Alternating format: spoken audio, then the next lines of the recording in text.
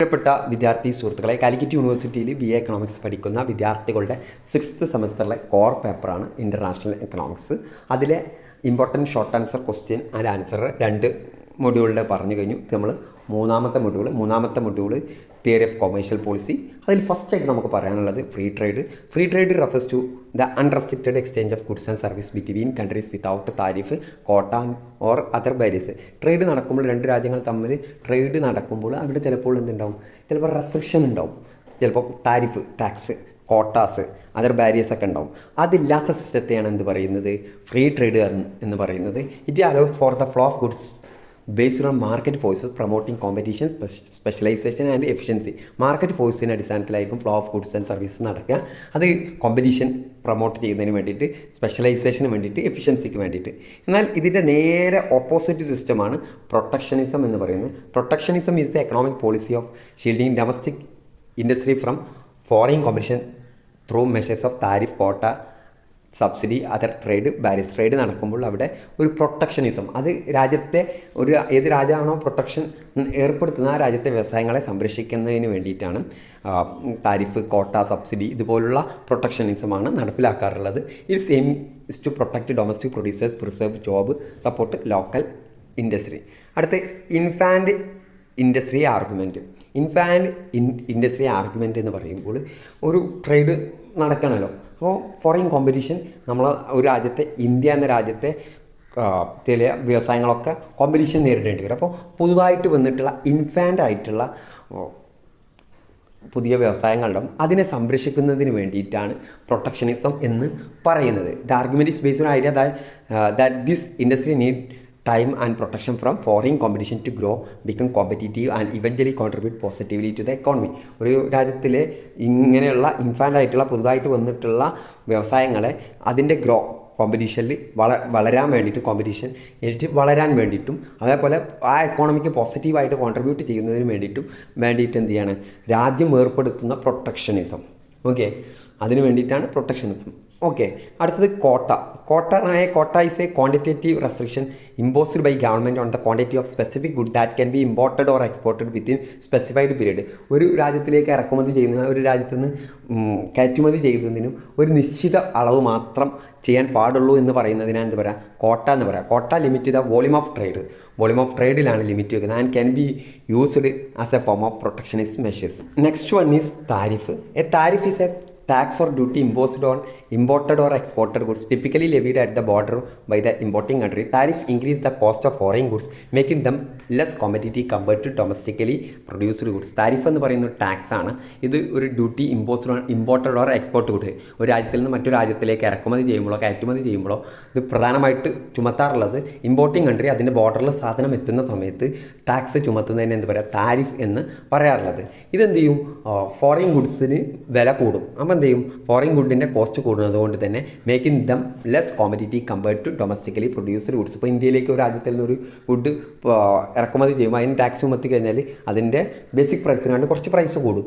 അപ്പോൾ എന്ത് ചെയ്യും, അതൊരു കോമ്പറ്റീറ്റീവായിട്ട് ആ ഗുഡ് മാറും എന്നാണ് പറയുന്നത്. അപ്പോൾ ഡൊമസ്റ്റിക് ഗുഡ് എന്തായിരിക്കും, മറ്റു രാജ്യത്തു നിന്ന് ഇറക്കുമതി ചെയ്യുന്ന ഗുഡ്സിനെക്കാട്ടിലും കോമ്പറ്റീറ്റീവായിട്ട് മാറും. ഓക്കെ, അടുത്തത് ഡംപിങ് നമുക്ക് എല്ലാവർക്കും അറിയുന്ന dumping occurs when country or company export goods to another country at a price below their protection cost or below the price in domestic market. Domestic മാർക്കറ്റിലെ പ്രൈസിനെക്കാട്ടിലും കുറവിൽ ഫോറിൻ മാർക്കറ്റിൽ സാധനങ്ങൾ വിൽക്കുന്നതിന് എന്ന് പറയാം ഡംപിങ് എന്ന് പറയുന്നത്. It can be consider unfair trade practice can lead to trade dispute. Okay, അടുത്ത് counter valuing duties are tariff imposed on imported goods to offset subsidy or unfair trade practice by foreign government that harm domestic producers.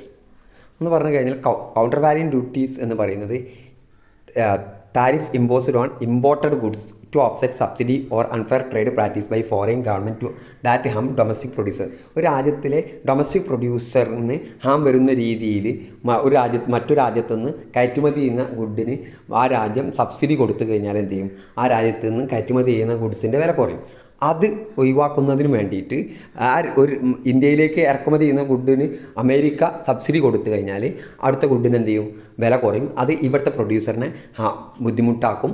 അത് ഒഴിവാക്കുന്നതിന് വേണ്ടിയിട്ട് ഇങ്ങനെ import ചെയ്യുന്ന ഗുഡിന് എന്ത് ചെയ്യാണ്, അത് subsidy offset ചെയ്യുന്നതിന് വേണ്ടിയിട്ട് താരിഫ് ചുമത്തുന്നതിന് എന്ത് പറയുക, കൗണ്ടർ വാല്യൂ ഡ്യൂട്ടീസ് എന്ന് പറയുന്നത്. They are intend to level the plain field of domestic industry. അടുത്ത customs union. Customs union is a form of regional economic integration where member countries agree to eliminate trade barriers eliminate ചെയ്യുമെന്ന് agree ചെയ്തുകൊണ്ടുള്ള ഒരു economic ഇൻറ്റഗ്രേഷനാണ് എന്ത് customs union among themself and maintain common external tariff for trade with non member countries.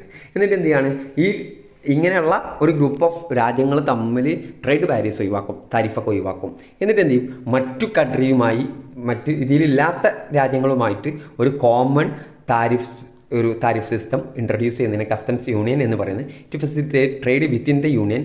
ഇത് facilitate ഈ യൂണിയനുകൾ തമ്മിൽ trade while presenting a unified trade policy to external parties. അതിന് പുറത്തുള്ള രാജ്യങ്ങളുമായിട്ട് ഒരു യൂണിഫോം ട്രേഡ് പോളിസി ആയിരിക്കും ഉണ്ടായിരിക്കാം.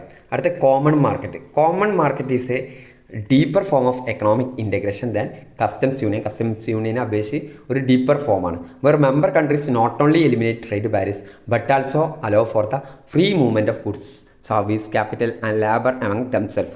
എന്ന് പറഞ്ഞാൽ ഒരു രാജ്യങ്ങൾ തമ്മിൽ ട്രേഡ് ബാരിയേഴ്സ് ഒഴിവാക്കുക മാത്രമല്ല, ഈ രാജ്യങ്ങൾ തമ്മിൽ എന്തായിരിക്കും, free movement of goods and service, capital and labour among themselves. അടുത്ത് economic union represent highest level of economic ഇൻറ്റഗ്രേഷൻ്റെ ഹയസ്റ്റ് ലെവലാണ്. Combining elements of common market with additional coordination of economic policy such as monetary policy, fiscal policy among member countries.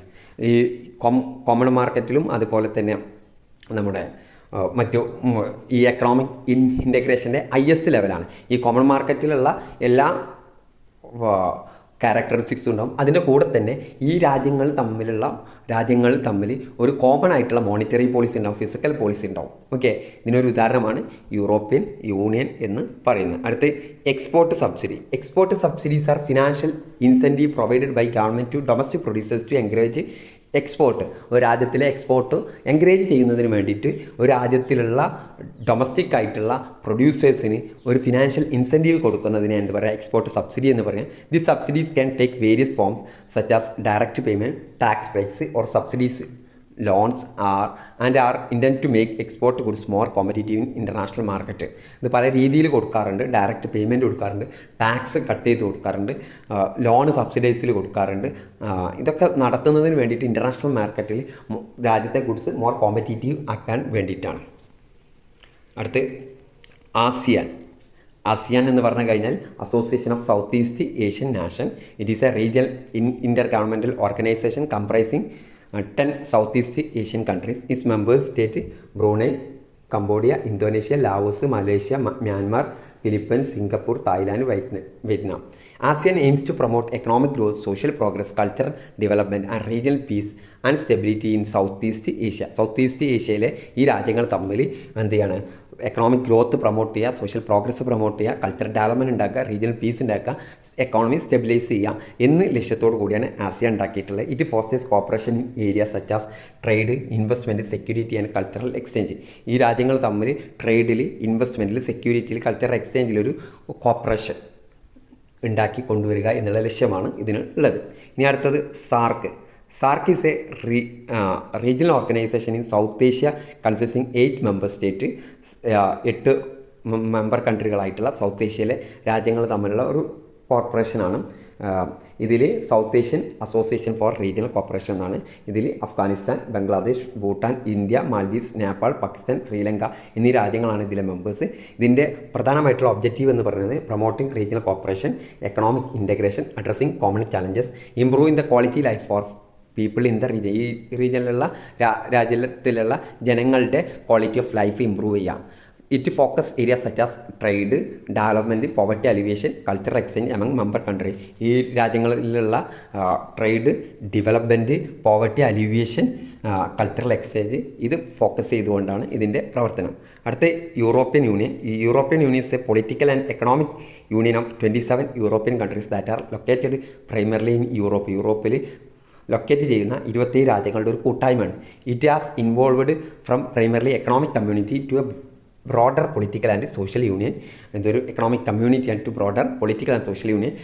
The European unions to promote peace, stability, prosperity among its member state, through economic integration, common policy and shared institution. ഇവർ തമ്മിലൊരു കറക്റ്റായിട്ടുള്ള ഒരു economic integration ഉണ്ടാവും, common പോളിസികൾ ഉണ്ടാവും.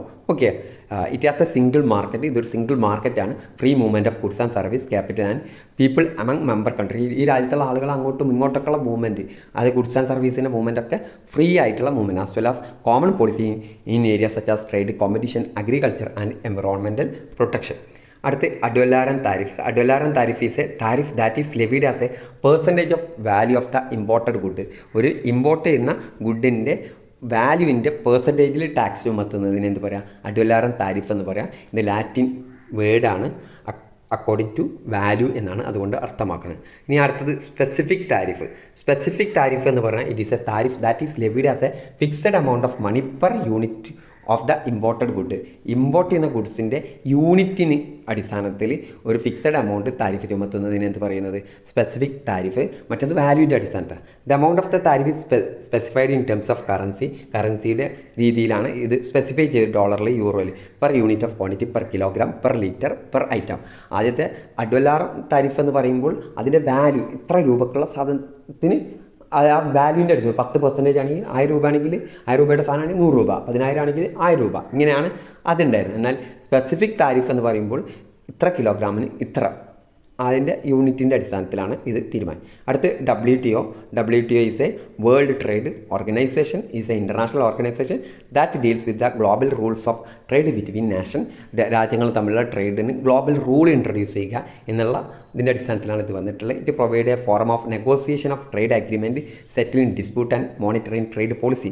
Trade policy monitor ചെയ്യുക, ഇവർ തമ്മിലുള്ള ഡിസ്പ്യൂട്ടുകൾ സെറ്റിൽ ചെയ്യുക, അതേപോലെ ട്രേഡ് അഗ്രിമെൻറ്റ് നെഗോഷിയേറ്റ് ചെയ്യുക. It aims to promote free and fair trade by reducing trade barriers. Trade barriers reduce ചെയ്തുകൊണ്ട് free and fair trade promote ചെയ്യുക എന്നുള്ളതാണ് ഇതിൻ്റെ എയിം. താരിഫ്, കോട്ട ഒക്കെ ഒഴിവാക്കുക എന്നുള്ളത്. Ensuring transparency in trade practice, encouraging cooperation among member countries. ഈ രാജ്യങ്ങൾ തമ്മിൽ, അതിലുള്ള രാജ്യങ്ങൾ തമ്മിൽ കോപ്പറേഷനിലോട് കൂടി അത് എൻകറേജ് ചെയ്തുകൊണ്ട് വർക്ക് ചെയ്യുക എന്നുള്ള ലക്ഷ്യത്തോടു കൂടിയാണ് WTO ഉണ്ടാക്കിയെടുത്തുള്ളത്. ഇതോടുകൂടി 3ാമത്തെ മൊഡ്യൂളും അവസാനിച്ചിരിക്കുകയാണ്.